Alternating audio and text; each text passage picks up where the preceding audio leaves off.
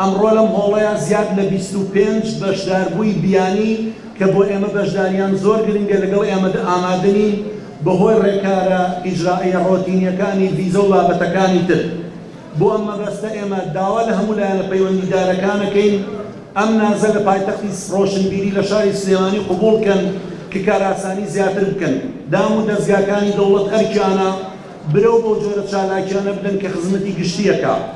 ئەگەر ئێمە کۆمەڵێک وەکو کۆمپانیای ئەتڵەسەڵەسی ڕێکخەری سەرەکی پێشانگای نێودەوڵەتی سلێمانی چالاکیەکانی ترمان ڕەهەندی ئابووری هەبێ، ڕەهەندی بزنسی هەبێ، تایبەت بێ بە سێکتەرێک بۆ نمونە پێشانگای کشتوکاو، پێشانگای دەرمان، پێشانگای مەیدن عێراق، هەموو ئەو پێشانگایانە هەرێکی ڕەهەندێکی تایبەت بەخۆی هەبێ، ئەو پێشانگای کتێبی هەمومانە. ئەگەر تاکو ئێستا بێکیان و بێدەوڵەتین، ئەگەر تا ئێستش وەکو ساڵانی ڕابردوو دووپات بوو ئەگەری پڕکردنمان هەیە، ئەوە لەو مەترسیانەیە خراپتر و گرنگتر لە بینچوونی کولتورمانە، لە بینچوونی زمان و ڕۆشنبیری و ئەدەبیاتمانە، لە بینچوونی پەروەردە و خراپبوونی کوالیتی زانکۆکانمانە. بۆ ئەم مەبەستە پێشانگای کتێب سەدان هەزار ناونیشانی جیاوازی لە سەرتاسەری وڵاتانەوە لە نزیکە 15 وڵاتەوە هێناوە بۆ ئێرە.